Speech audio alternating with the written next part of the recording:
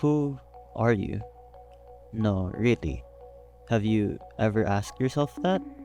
Or are you just what they say you are? A word, a role, a lie. You've worn every label they gave you, but have you ever truly been yourself? Roblox games have gotten significantly worse. Like, why steal a brain rot and grow a garden this popular? Like, literally all you do is plant crops and steal weird AI things, but besides that, occasionally you'll find games with amazing gameplay or an astonishing story. And this game is a perfect example of the second option. I Am is a 15 to 20 minute game about, well, I'll show you. The game starts with the dialogue from the intro. Who are you? Have you ever asked yourself that? You've worn every label they gave you, so on and so forth. After the intro, we're introduced to the character of the story, in this case, you.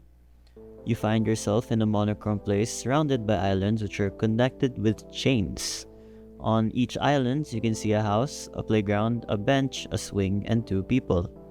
In my playthrough, I went to the house first. On your way there, you'll walk past a bunch of phrases. No one truly cares, no one is coming to save you, you'll never escape your past, and many more. Once you get into the house, you'll find yourself and your parents. Here, you'll see them scolding you, comparing you to other children, telling you to stop being so sensitive, overall saying they're disappointed in you.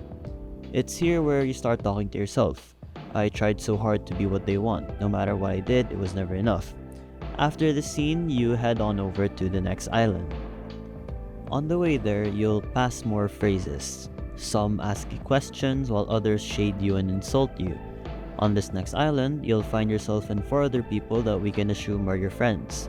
You'll find a sentence above your friends saying you were never a part of them. All the while, you and your past self basically say the exact same thing. I guess I wasn't part of their story anymore, they moved on, why can't I? Did they forget me or did I make myself easy to leave? Maybe I was never really part of them. Afterwards, you head on over to the next island. You pass by more phrases while heading there, and find yourself sitting on a bench, looking down. It's here where you ask yourself, if I disappear, will anyone notice? Did I ever leave a mark, or was I just passing through? I thought I mattered to them. Maybe I was just a page in their story, and they were the whole book in mine. In the background, you'll see your past self disappear with the sentence, did they define you or did they erase you appearing. You head to the next island afterwards.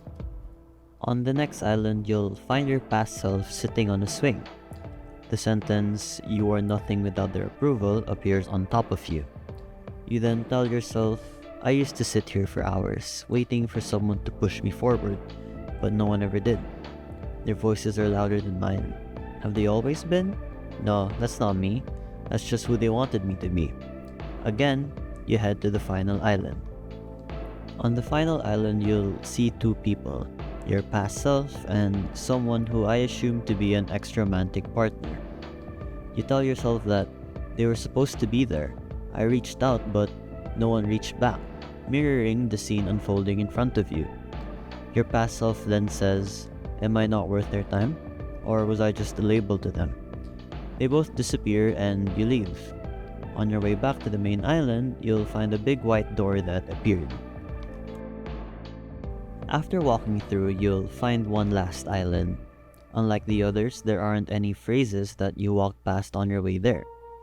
Once you reach it, you'll see yourself. Your past self, the one you thought you had buried, the one that was shaped by others. You confront your past self. You came back. I knew you would. You always do.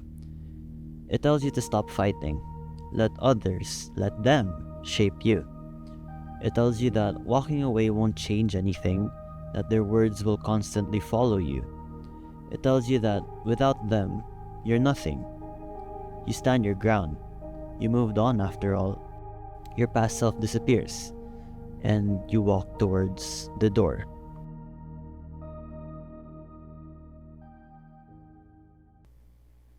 You've carried their words for so long. You forgot what it feels like to just be you. I see it, the weight, the exhaustion, the way you still hold on to what they said. It's okay.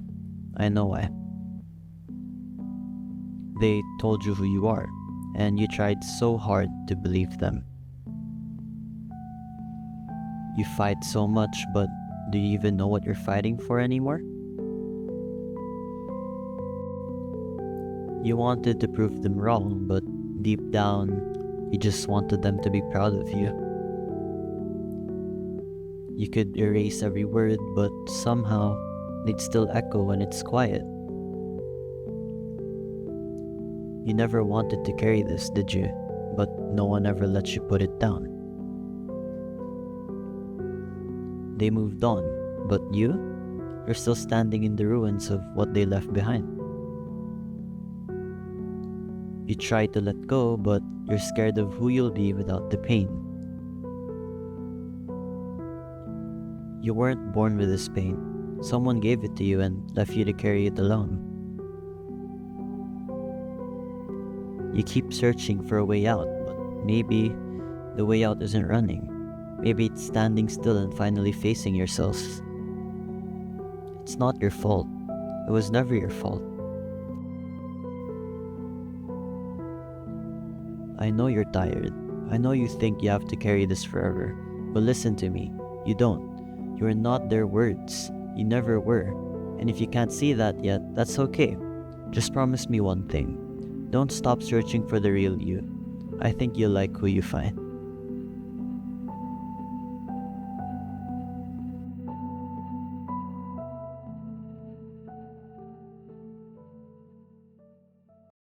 The game doesn't try to hide what it's about.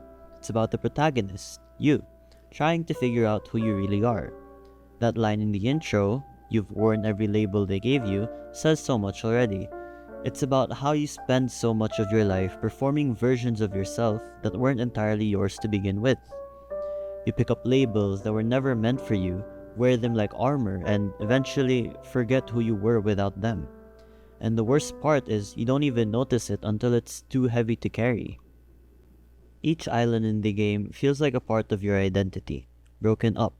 Your family, your friends, your relationships, all the things that helped form who you are, but also hurt you in ways you're still trying to understand. The game doesn't just show what shaped you, it shows the damage, the cracks, the pieces of yourself that still ache in silence. Even the phrases you walk past, the ones written along the chains, they're brutal. They're things people have said to you, but worse, they're things you've started saying to yourself. They hit hard because they feel true, even when you know they're not. What makes these islands so effective is how ordinary they feel. A house, a bench, a swing, a playground, but inside those ordinary places are extraordinary weights. In the house, you see your parents, not idealized, not softened, but as they were in the moments that hurt the most. Criticizing, comparing, dismissing your feelings, telling you to be stronger, better, and less sensitive. These aren't just passing memories, they're the roots of how you learn to see yourself. You start linking love with approval, with success, with pleasing others. You'll start to think, if I'm good enough, they'll care. And over time, you learn to measure your worth by how well you meet other people's standards, even if it's breaking you. The swing scene is subtle but painful, sitting there alone, waiting for someone to push you forward. It becomes a metaphor for all the moments you waited to be chosen, to be seen, and no one ever came. No one ever noticed how long you sat there. The playground and the ex-partner scenes were also painful in a quiet, lingering way.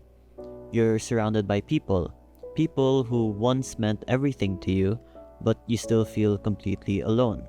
Like you were there beside them, laughing, talking, being present, but never really seen. You were close physically, but never emotionally. And now they've moved on, easily. It seems while you're left behind, replaying moments and trying to figure out if any of it ever really mattered, you start to wonder if you were ever truly part of their world, or if they were just your whole world while you were barely a footnote in theirs. The final part, when you face your past self, felt like a turning point. It's not some grand, victorious moment, but more of a quiet and personal one. Your past self tries to pull you back, telling you to let others define you again, but you don't. You finally stand your ground. It's not just about fighting others, it's about fighting the version of yourself that accepted all that pain like it was deserved. And now, you finally let that version go. By the end, it's not about being totally healed. It's more about understanding that healing starts when you stop running and just face yourself. The game reminds you that you're not those words. You never were. And yeah, maybe you're still figuring out who you are, but that's okay. At least now, you're doing it on your own terms. If any of you have felt this way before, just know that you're not alone. I myself have felt this way multiple times before, so I know what you're going through. Similarly to what the game says, you're not what others tell you. You're your own self.